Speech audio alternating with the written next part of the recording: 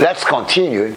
I received a message saying card full, so that's why I have to stop. Okay, and I changed my shirt.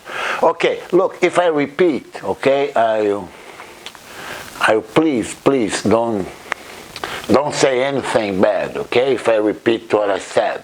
Okay, I will continue. Okay, now I just copy from there. V R is equal 0.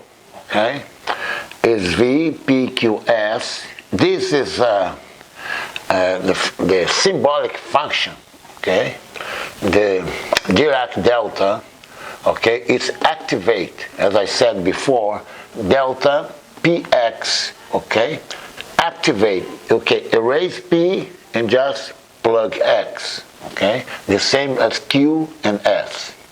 This is a Cartesian coordinate. As I said before, okay, if I have, for instance, a temperature at a point, okay, 30 degrees centigrade, for instance. See, it doesn't matter if I represent the temperature in Cartesian coordinates, cylindrical coordinates, or spherical, or any other, okay, system, curvilinear coordinates. See, the temperature will be the same.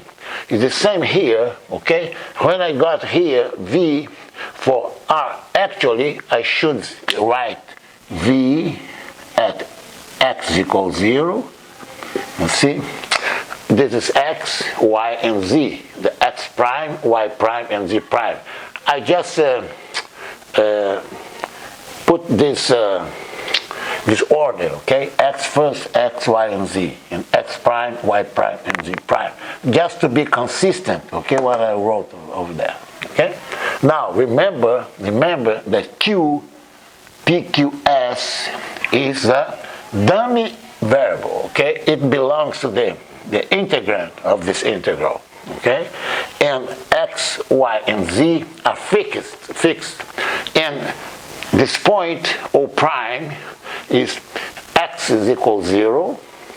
In this case, x prime is equal 0, y prime is equal 0, and z prime is equal 0. This 0, 0, 0, this belongs, okay, to the point O prime, okay? That's a green one, okay? Okay, let's continue, okay? Now, then I can represent, okay, those parameters in terms of spherical coordinates. Okay? Just for you to see clearly, I will need this volume dV. Okay, so I will develop here just for you to understand. Okay, this is x, y, and z. I'll put here x prime, y prime, and z prime, and this is my point O prime. Okay, just this O prime over here, where the charge density, okay, was set on that point. Now, this here I have. This is R, okay, and I'll write now here R. This is phi, and this is theta. Okay, this is my point Q over there, you see, and I'll call this point here as M. See, look, OM is equal. Now, this is angle phi, okay. Let's put O prime, okay, O prime M. O prime M, okay. This is a rectangular angle. Here is 90 degrees angle, okay.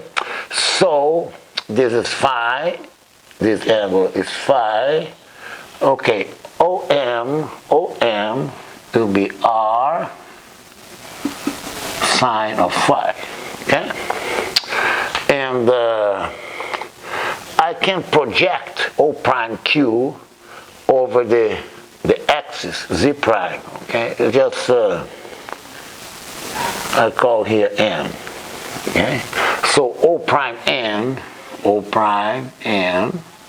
is equal R cosine. Okay, because of this angle phi here. Now, from here, I can obtain my x prime, okay? You see, the x prime, I just project, okay, M right over here. So, x prime will be, you see, O prime M, okay, which is R sine phi, okay, cosine of theta, okay, and y prime is equal R sine phi sine theta, okay, just project over there, okay, this point over there, and then here is just Z prime, okay, Z prime is R cosine phi. Now, suppose I want the vector, okay, ds on the r direction. I'll draw here for you, okay. I have this curve over here, okay, and these are parallel, okay. This curve are parallel to the plane xy. I put prime over here. This is O prime. You see how easy it is? Look, the radius, you see this curve here? Okay? This curve here, it will be R, the length will be R d phi. Why? Because I'll have here this one and this one. See, this angle here is the differential of this angle. This is phi, okay? This is phi, that's d phi. So the radius is R, and the R d phi is the length, okay, of this differential length element, okay? And this one, attention now, this one over here, which is parallel to the plane x prime, z prime. Look how it's easy, okay? The angle here, you see, is this case, okay? The angle is the theta. And the radius of this arc over here, okay, I have to project R, okay, on the horizontal, parallel to the horizontal plane, which is this case, okay, it will be R sine. This will be this arc over here. It's the same here, down here, okay. This will be R sine phi d theta, because the angle, okay, I'll write down here, then I'll erase it, okay. Look at here. I have the arc over here, okay. This is the angle is the theta, okay, and the radius, okay, is R